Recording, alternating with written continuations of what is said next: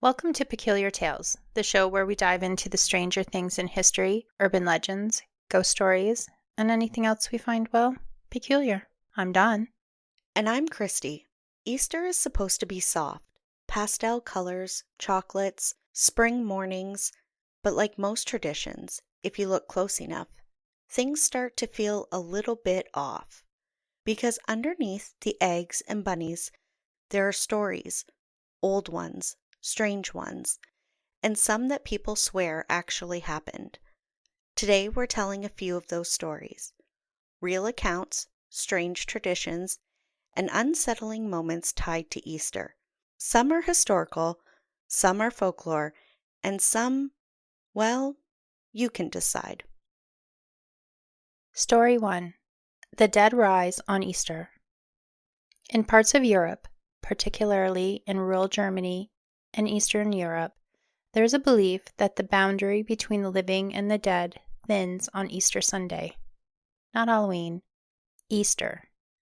People once believed if you stood in a graveyard at sunrise on Easter morning, you might see something impossible: freshly buried souls rising. There are accounts that are documented in church records and local folklore of people claiming they saw figures standing near their own graves, silent, watching. In some villages, families would visit graves before dawn, not just to pay respects, but to make sure their loved ones stayed where they were supposed to. And in at least one 18th century account from Bavaria, a priest reportedly warned villagers to stay away from the cemetery after multiple people claimed to see movement among the graves. Not animals, not shadows, people standing where they had been buried. Okay, that's already worse than anything I expected for Easter. Good Lord. Right? When you think of the veil thinning, you think of Halloween. You don't think of Easter. But I guess Christ rose, Yeah. so it makes sense. There would be ties, I would think, on the third day Christ rose. Mm-hmm. There are people that have such strong beliefs. But Right? who knows, right? People believe that the veil between the living and the dead thins completely. So, with this story, is it just the one time because it did say that it was freshly buried graves, or is it like every Easter? See, it wasn't specific when I read it. It just Okay. said that people who were recently deceased were coming back and standing by their graves. But then it says that families went on Easter to pay their respects, but also to make sure their family didn't come back. Well, what do you do if you see your family member? Right? What's Like the they're plan? saying, like to make sure they're there. What are you gonna scold them? What's gonna Get happen? back. Like, what? Interesting. No, I think it would be quite the thing to I mean, just to see an apparition of any sort Mm-hmm. anywhere, Mm-hmm. but to see it on Easter morning, like on such a profound day, Right. because that day itself is tied to, The resurrection. yes. Yeah. So it would be a very profound day for anybody to see such a thing. Yeah. It's still creepy in my opinion. Very interesting. Okay, so story 2. The Easter Witches of Finland. In Finland and parts of Sweden, Easter used to be feared. People believed that between Good Friday and Easter Sunday, witches were on the move. Actual witches. It was said that they would fly through the skies on their broomsticks, making their way to meet the devil. And to protect themselves, families would lock doors early, burn bonfires, and keep children inside. Some accounts of the 1800s describe people hearing scratching on their windows or seeing figures move across fields at night. And here's something interesting. In modern Eastern tradition in Finland, children dress up as witches and knock on doors, collecting treats, a tradition rooted in something that people once genuinely feared. Yeah, that's like Halloween. Right? Like there seems to be a very common theme between Easter and Halloween that I personally never knew about, never connected. I find it where some traditions, when people believe in something that is fearful, Mhm. you know, that they try to twist it into something maybe a little less fearful, Mhm. something that they have a little bit more control on to Right. change the narrative a bit. Try not to let fear take control. Because I don't know where it would have started, but to have the idea that there's some evil witches out there that's just gonna wreak havoc Right? and you are in mortal danger, that would be terrifying. And the thought that people believed that witches were around and they were hearing scratching on their windows as if they were trying to get in, they would see eerie figures walking through the fields in a time when everybody was afraid and were in their homes bunkering down. I'm sure if anybody walked through a field, you'd be like, ah, witch, you know? And as much as like there would have been possibly so many people terrified, Mm they're all locking doors, hmm. Mm they're getting their things ready. hmm. You're gonna have a couple people, I'm sure, where they're like, I'm gonna go scratch on her window. Let's see what happens. Right? I'm gonna knock on that door. Let's Yeah. see. Just out of sheer pranking. Mm hmm. Like, Well, and you have to wonder, right, if a lot of what maybe happened was pranking? I feel though, like on the lighter side of things, that they found a way to get candy twice a year. Well, I mean, we do Easter baskets and the bunny comes and brings No, they're candy, knocking on doors. They're getting but they free get to have stuff. like Halloween twice. That's pretty awesome. I like that. Yeah. Like if I was a kid, I'd be like, great. Right? Story 3: The Cursed Easter Egg. In Victorian England, eggs weren't just decorative, they were symbolic. But there were stories of cursed eggs, objects given as gifts, that brought misfortune. One story tells of a woman who received a beautifully decorated egg on Easter morning. Within days, strange things began happening in her home. Objects moved, food spoiled overnight. She claimed she would hear tapping coming from inside the egg itself. Eventually, terrified, she broke it open, and inside, well, according to the account, it was not just yolk and shell, but there was a dark, foul-smelling substance. After it was destroyed, the disturbances stopped. Okay, now, if I hear tapping from an egg, at first I'm going to think maybe a chick inside, and that would make me super excited. But if I opened it and it's just foul smelling dark ooze, I'm leaving. The egg owns my house now. And can I just, for a hot second, say that the person who gave me such a beautiful egg that was brought nothing but bad luck, there would be no accepting of gifts from said person again. Well, and this is the thing, from what I could tell from the story, I don't think she knew who it was. It was just a surprise gift, which makes me go, what did you do that somebody decided to curse you in such a way? And go through a whole bunch of effort. Right? Like, and what was in the egg? Okay, because ew. I don't know. It's so interesting because an egg isn't something that you can just put something inside. Now, maybe the egg was rotten, Right. right? And that would definitely be a foul smelling And something it or would other. be discolored and but But then where's the knocking from inside the egg come from though? If it's just a spoiled egg, I can get that. I can get the oozing and the grossness of a rotten egg. But she was hearing tapping coming from inside the egg. I don't know. Like, it's a very interesting story. And Strange. if it was truthfully just a surprise gift, like, oh, look, this was waiting for me, it's so pretty. I don't know. I don't know. Like, I would be wary of any other gift. Ever for the rest of my days. I'd be like, no, no, I don't need a gift. Oh, but it's your birthday. No, no, no, I'm good. You can keep it. Just the thought that you are wishing me something, that's nice. Fantastic. That's all I need. Keep your things. Okay, story number 4, the Easter Mass apparition. In the early 1900s, a church in France reported something that no one could explain. During Easter Mass, multiple attendants claimed to see a figure standing near the altar. Not the priest, not a member of the church, a pale figure, motionless, watching. At first, people assumed it was part of the service, but when others began to notice it and draw attention to the eeriness of it, the atmosphere changed. One woman reportedly fainted. Another claimed the figure had no visible face. And when the service ended, it was simply gone. No one had seen it enter.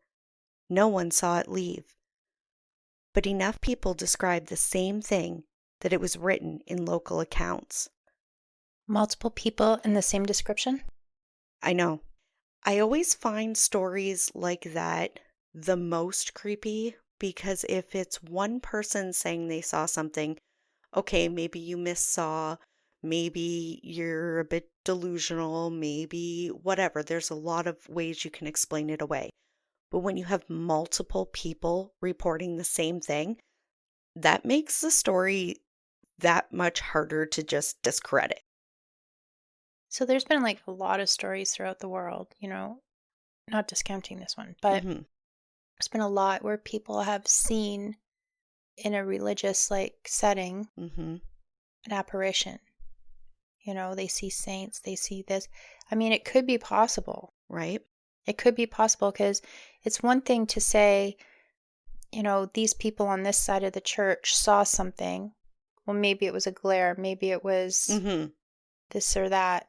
But if multiple people throughout the entire church at different angles were now seeing the The same same thing, thing. you know, Hmm. that's interesting. And I know that there's like, the power of suggestion. Oh, does that look like somebody standing there Right. or whatever? Okay, maybe a couple people sitting next to each other saying that, but multiple people across the church saying that they're seeing this, that makes it a little bit harder to explain away. It does because it's not like you can say, oh, well, so and so over there has been having a rough week and I think she hasn't been getting enough sleep. Right, exactly. Okay. Where you're not really thinking clearly, or maybe, you're Hmm. under a lot of stress. But when you have multiple people in a church, It's a big service too, so you would imagine most churches, anyways, are pretty full on Easter. So to have that many people see the same thing and then nobody out of any of those people who saw it be able to explain, like, yeah, I saw him come up onto the altar. Yeah, I saw him leave afterwards. It was just there and then it wasn't. and there's no face to be seen. Right? That's creepy. Yeah. That's frightening. I don't know. Me being me, I'd be asking more questions while I was there. Like, did you have somebody just standing there for the funsies of this mass? Like, what's going on? Yeah.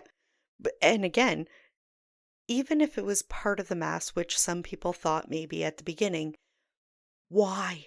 That's not a faceless person just standing there out of nowhere and then disappearing out of nowhere. That has absolutely nothing to do with the mass itself. And you That know what? seems like an odd thing to just throw in And there. you have to discount, like, how would a whole church full of people, with the multitude of people that saw this thing, you can't say it's a hallucination unless they were all hallucinating together. And what would cause that? Right. Especially if it wasn't every single person in the church. Because if it was every single person, then maybe you could say, was there a gas leak? Was there something? You know what I mean? Attribute it to something. But you have a bunch of random people throughout this church saying they see the same thing. It makes it hard to discredit that. It could have happened. I mean, Mm-hmm. you hear of it. Like I said, people see things, and Mm-hmm. not everybody can see the same thing. Right? So maybe it was just a select group of people that were supposed to see it, if it was there. Yeah. I'm not here to say it didn't happen. Right? I'm saying it could happen. Yeah. Exactly. It all depends on how open-minded you are, I suppose. Yes. Story 5. The Silent Bells.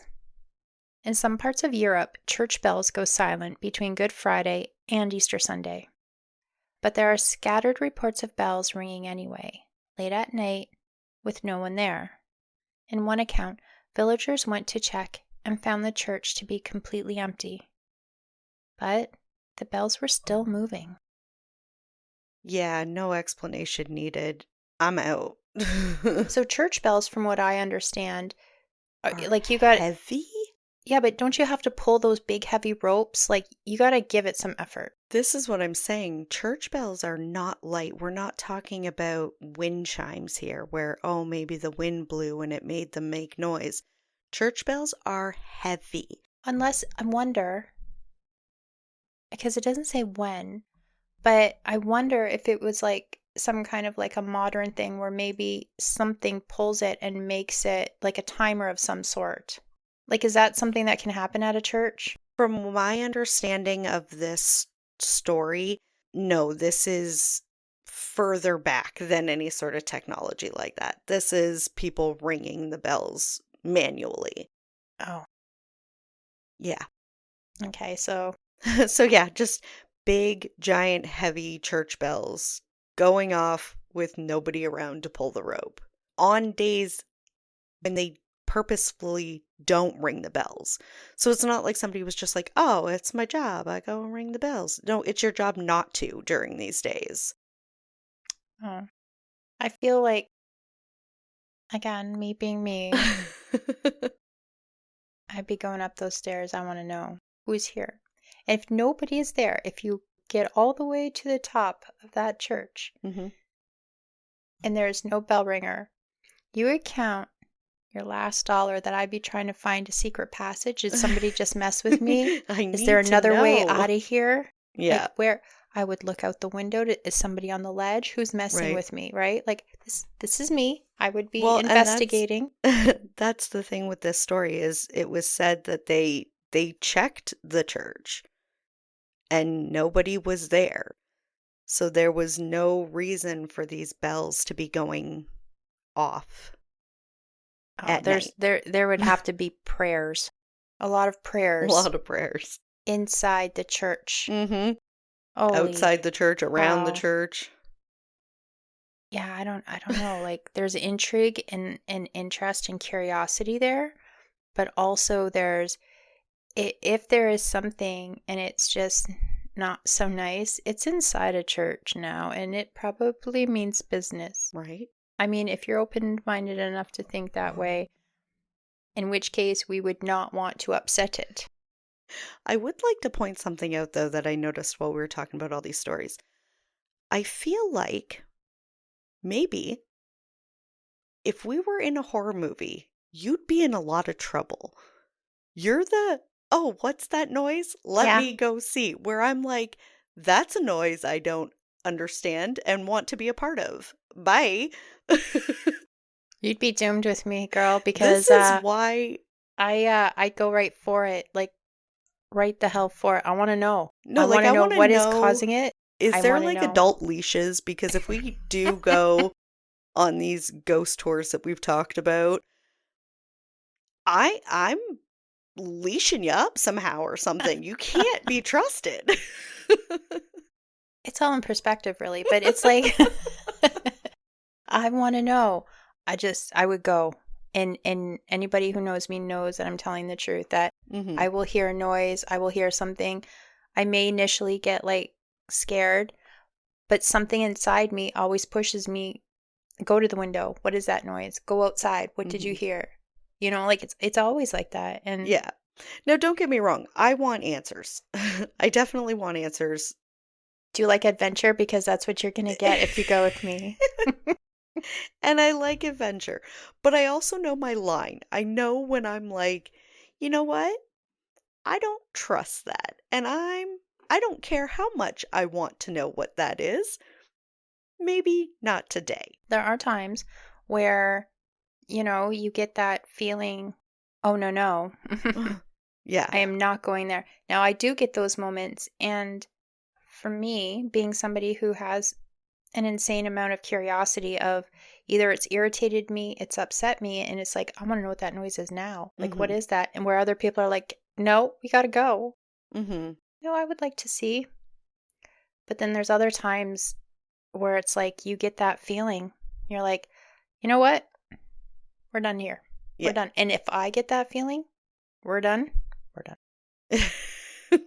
Sure, drag all of us into your That'll crazy probably be about the adventures, time that the but rest of you are going to be like, let's go see. yeah. So, Easter is supposed to be a time of light, of renewal, of things coming back to life. But maybe that idea has always had another side to it.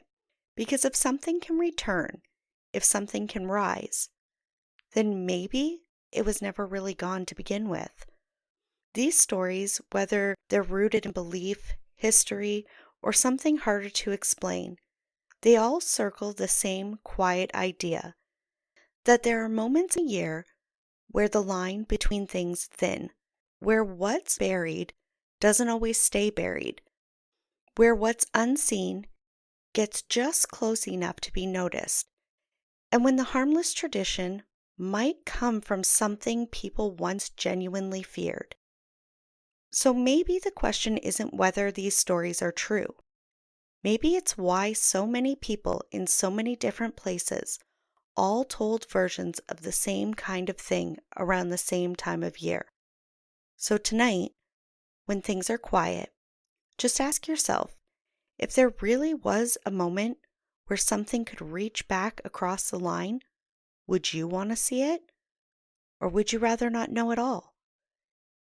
And as always, thank you for joining us on Peculiar Tales.